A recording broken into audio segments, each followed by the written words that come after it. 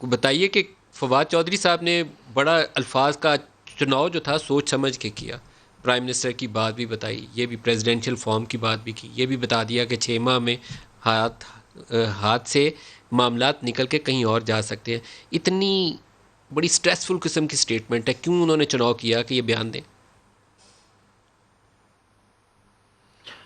میرا خیال یہ ہے کہ ایک سوال تو ساری پی ٹی آئی گورنمنٹ سے اس کے حامی اور مخالف دونوں پوچھتے ہیں کہ بھائی آپ کو مسئلہ کیا ہے, کیوں ڈیلیوری نہیں ہو رہی.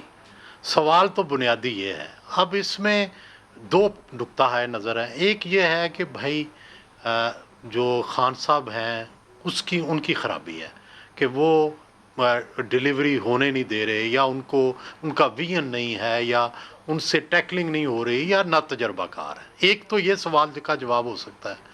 دوسرا یہ ہو سکتا ہے کہ جناب نہیں, ان کی ٹیم ٹھیک نہیں ہے, ٹیم کے اندر بکرنگ ہے. تو ظاہر ہے جو پی ٹی آئی کا بندہ ہے وہ تو اپنے لیڈر کو ڈیفینڈ کرتا ہے. تو فواز صاحب آنکھوں میں دھول تو نہیں جھونک سکتے, یہ تو نہیں کہہ سکتے سب کچھ ٹھیک جا رہا ہے. یہ تو بڑا مشکل ہے ڈائجسٹ ہونا. تو چنانچہ انہوں نے وہ راستہ چنا جو ایزی تھا. انہوں نے کہا جی ٹیم خراب ہے, جو ٹیم کے اندر بکرنگ ہے, لڑائی ہے, لیڈر بہت بڑا ہے, لیڈر بہت اچھا ہے, لیڈر کا ویژن بھی ہے. تو انہوں نے یہ راستہ چنا. اگر میرا انالیسس سنیں تو میرے خیال میں انہوں نے یہ راستہ چنا اپنے لیڈر کو بچانے کے لیے, اپنی پی ٹی آئی کا جو جھنڈا ہے وہ بلند رکھنے کے لیے. انہوں نے جو سیکنڈ ٹیئر لیڈرشپ ہے اس کو مورد الزام ٹھہرایا ہے.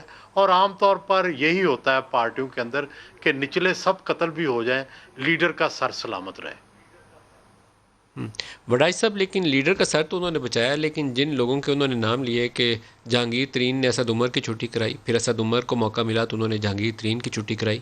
کل فیصل واڈا نے بھری میٹنگ کے اندر کہہ دیا کہ یہ دونوں وزارت عظمیٰ کے امیدوار ہیں.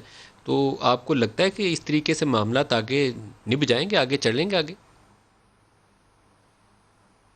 دیکھیے ملک صاحب, آپ تو اسلام آباد بیٹھے ہیں, میں تو دور لاہور بیٹھا ہوں.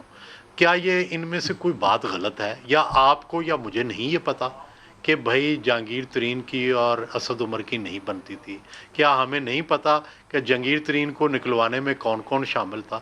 یہ ہم سب کو پتا ہے. یہ ساری کہانیاں شائع ہو چکی ہیں.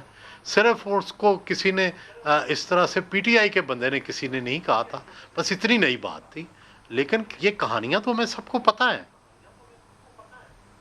تو آپ کو سمجھتے ہیں کہ وہ وزارت عظمیٰ کے امیدوار ہیں دونوں, اسد عمر اور شاہ محمود؟ ملک صاحب مجھے یہ بتائیں کہ کیا کبھی کوئی شخص ہمیشہ وزیر اعظم رہنا ہے اگلے 50 سال, 10 سال, 15 سال, 5 سال؟ ظاہر ہے نہیں ایسا ممکن ہوتا نا.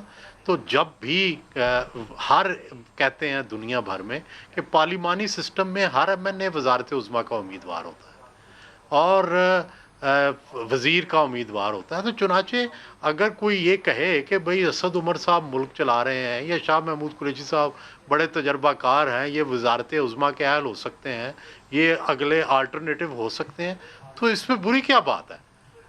ٹھیک ہے.